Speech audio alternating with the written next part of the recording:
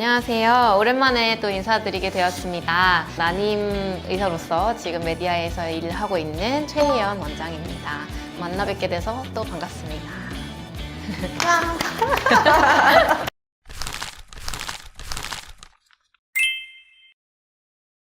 첫째 출산 후 생리가 불규칙해지고 생리량이 급격히 줄었는데 혹시 이게 난임의 징후인가요?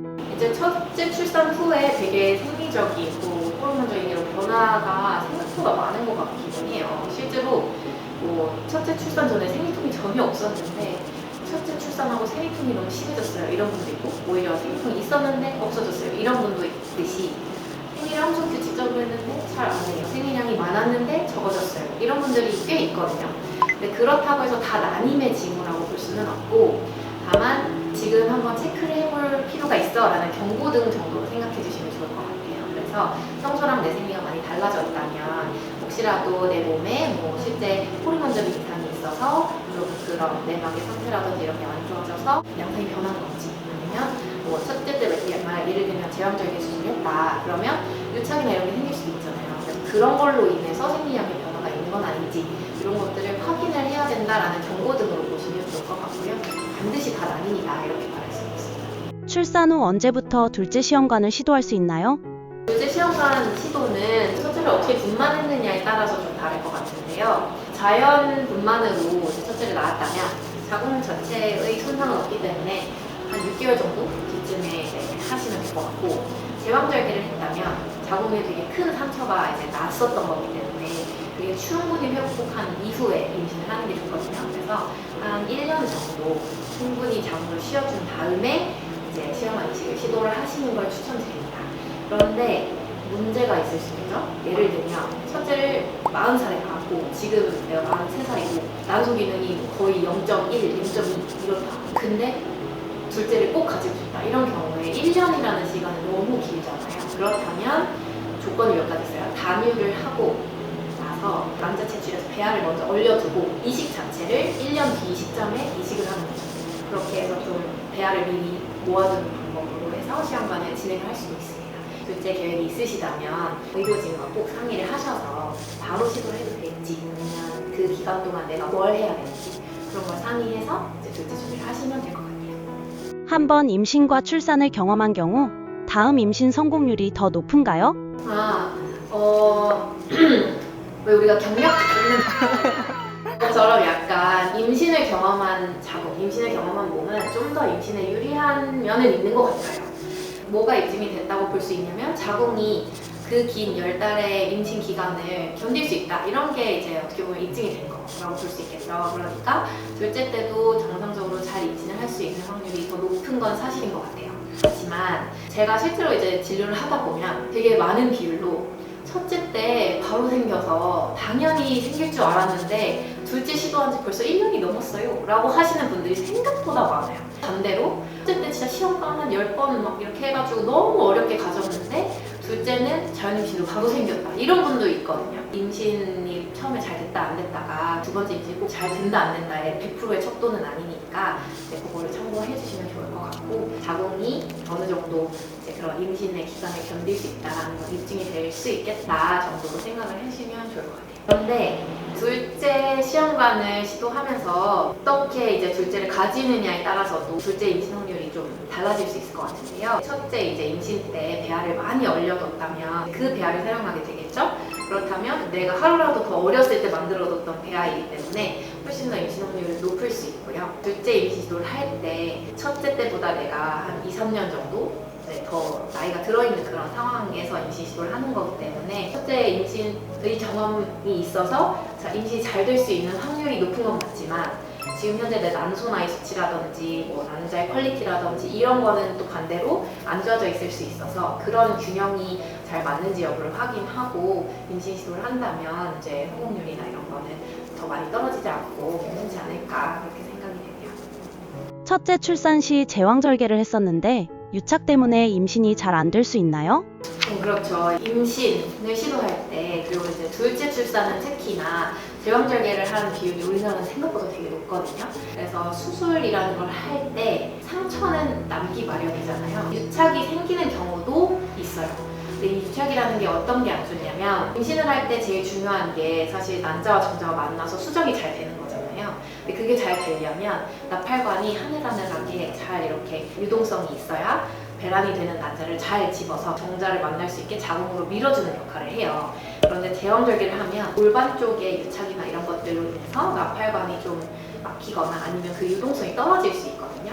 난자가 나왔어도 그게 자궁 안으로 잘 전달이 안 될 수 있고 그래서 이제 임신 확률이 떨어질 수 있기 때문에 유착이 당연히 영향을 미칠 수 있고요.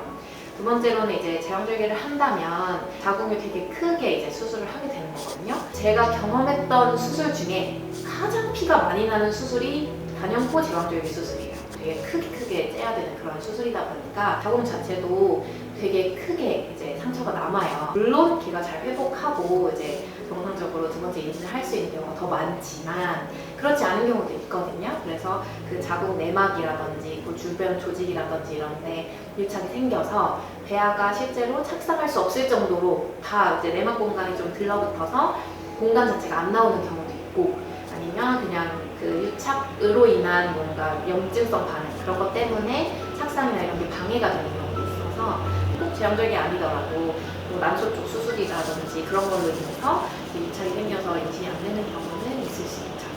제왕절개를 여러 번 하면 임신율이 떨어질까요? 꼭 그렇게 볼 수는 없을 것 같아요. 되게 여러 번, 한 세 번 막 이렇게 제왕절개를 했음에도 배 안에 깨끗한 분도 있어요. 탈성 따라서 어떤 분은 왜 켈로이드성 피부라고 해가지고 상처 조직이 막 이렇게 커지는 분들 있잖아요. 근데 아무리 크게 흉터가 나도 진짜 말끔하게 없어지는 듯이 여러 번의 제왕절개를 한다고 해서 반드시 다 유착이 생기고 그런 건 아니더라고요. 그렇지만 확률적으로는 이제 그런 확률이 좀 높아지는 건 맞는 것 같고 제왕절개 수술을 반복할수록 자궁 근육층이 약해질 수도 있어요.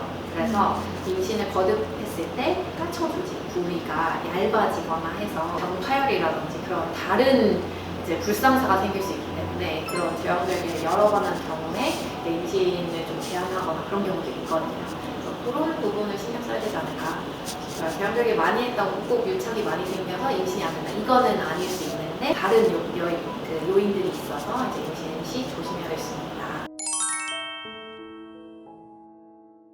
시험관 이식 전 자궁경을 하면 임신 확률이 더 높아지나요? 도움이 되는 부분도 있어요. 첫째 출산하고 나서 이제 둘째 임신을 시도할 때 그리고 또 실제로 첫 임신 시도라고 하더라도 자궁 안에 용종이라든지 유착이라든지 이런 게 있는지 여부를 확인하고 임신 시도를 하는 건 임신 확률을 높이는 데 확실히 도움이 될 수 있거든요. 첫째 때 제왕절개를 했다라고 한다면 초음파로는 유착이나 뭐 미세 용종 이런 거는 잘 안 보여요. 자궁경을 통해서 내시경 하듯이 들여다봐서 아 여기 유착이 있구나, 아 여기 미세 용종이 있네 이런 걸 확인이 되면 그런 정리를 하는 효과가 있고 그리고 자궁경 수술을 하고 나서 이식 시도를 할 때 예기치 않은 이득도 있을 때가 있어요. 자궁경 수술을 하면서 이제 기구들 왔다 갔다 하고 내막에 약간 미세하게 상처가 나고 이랬을 때 회복하는 과정에서 새살 돋듯이 내막이 좀 퐁신퐁신하게 그렇게 좀 잘 자라면서 착상이 조금 더 잘 되는 환경으로 되는 경우도 있다고 해요. 실제로 예전에 전복적으로 착상이 안 되는 경우 일부러 상처를 내는 것도 예전에 한 적도 있거든요. 그런 이득도 있을 수 있어서 자궁경 수술이 도움이 될 수 있고요. 세 번째로 나팔관 조영술을 하면 나팔관이 씻겨져 나가서 이제 자연 임신 확률이 좀 올라간다더라 뭐 이런 카더라가 있잖아요. 실제로 자궁경 수술을 할 때도 이제 물을 안쪽으로 쭉 넣어서 이제 자궁 안을 확 이렇게 확장을 시켜야 되기도 하고 하다 보니까 물을 계속 쓰게 되는데 그러면서 이제 나팔관이나 그런 자궁 안쪽 그 찌꺼기들이나 이런 게 좀 씻겨져 나오면서 임신에 좀 더 유리한 그런 상황으로 자궁이 좀 될 수도 있어서 이제 이득을 볼 수 있지 않을까 싶습니다. 둘째도 남편 정자 검사를 다시 받아야 하나요? 상황에 따라 다를 것 같은데요. 첫째 때 배아를 막 10개 얼려놔서 나는 쓸 배아가 너무 많이 남아있다. 그러면 사실 지금 현재 남편의 정액 상태가 그 배아들의 영향을 주는 건 아니니까 굳이 다시 할 필요는 없을 수 있는데 뭐 예를 들면 둘째 시도 중인데 다시 시험관을 해야 되거나 아니면 자연임신 시도를 하고 싶다거나 뭐 이럴 수 있잖아요. 그러면 사실 첫째고 둘째 시도가 아무리 빨라야 적어도 6개월 이후니까 그리고 이제 보통은 한 2, 3년 지난 시점이잖아요. 그러니까 내가 2, 3년 나이가 든 만큼 남편도 나이가 들었을 거고 정액 상태는 고정되어 있는 건 아니거든요. 그래서 상황에 따라서 또 그 시기의 남편분의 그런 건강 상태 이런 거에 따라서 충분히 변동이 클 수 있기 때문에 검사를 해보는 건 당연히 도움이 될 수 있을 것 같아요. 이번 에피소드는 여기까지고요. 앞으로 저희 채널 많이 구독해주시고 좋아요와 알림 설정 해주시고 네, 앞으로도 좋은 결과 있으시길 바랍니다. 또 만나요.